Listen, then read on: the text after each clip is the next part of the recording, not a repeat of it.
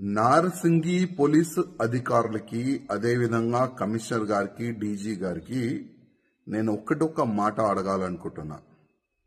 Johnny భాషా మాస్టర్ని ఎప్పుడు అరెస్ట్ చేస్తారు? ఒక మహిళకి ఆయన ఏ విధంగా టార్చర్ చేసిండు, ఆమె జూనియర్ కోరియోగ్రఫీకి ఏ విధంగా ఆయన ఇబ్బంది పెట్టిండు, ఇవాళ తెలంగాణ ఆంధ్ర ప్రజలు పోలీస్ వైపు చూస్తున్నారు.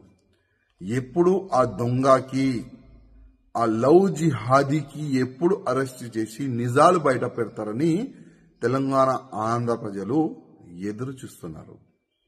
అదేవిధంగా నేను పోలీస్ అధికారులకి రిక్వెస్ట్ చేస్తున్నా, ఇవాళ లేకపోతే రేపు ఆయన అరెస్ట్ అయిన తర్వాత ఈ ఒక్క అమ్మాయి నుంచి కాదు, ఇంకా ఎన్ని అమ్మాయిలకి నా ఇబ్బంది పెట్టిండు, ఎన్ని అమ్మాయిలకి కన్వర్ట్ అయిపోండి అని ఆఫర్ ఇచ్చిండు, అది కూడా ప్రజలు ముందు పెట్టాలని నేను పోలీస్ అధికారులకి రిక్వెస్ట్ చేస్తున్నా. ఇవాళ బాలీవుడ్కి ఇంకొకసారి ఒక నల్ల మచ్చ తీసుకొని రానికి ప్రయత్నం చేసిన ఈ జానీ భాషా మాస్టర్, ఇట్లాంటి చాలా మంది ఉండొచ్చు, ఇంతకుముందు ఉన్నారు కూడా. ఈ ఫిల్మ్ ఇండస్ట్రీలో పని చేయడానికి వచ్చే వాళ్ళకి కానీ, ఈ జూనియర్ ఆర్టిస్ట్కి కానీ చాలా వరకు ఇబ్బందులు గతంలో కూడా పెట్టినారు. కానీ నేను బాలీవుడ్ ప్యానల్కి, బాలీవుడ్ ఇండస్ట్రీ అధికారులకి మరీ రిక్వెస్ట్ చేస్తున్నా, కొద్దిగా మన బాలీవుడ్ని క్లీన్ చేయడానికి కొద్దిగా మీరు స్టిక్ ఉండాలి.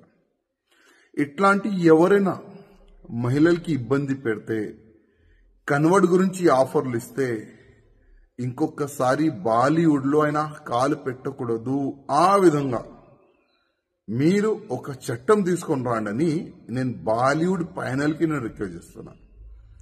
ఎందుకంటే ఇవాళ చాలా వరకు ప్రజలు హీరో హీరోయిన్ చూసి వాళ్ళకి ఫాలో అవుతారు, చాలా వరకు ఫ్యాన్స్ ఉంటారు.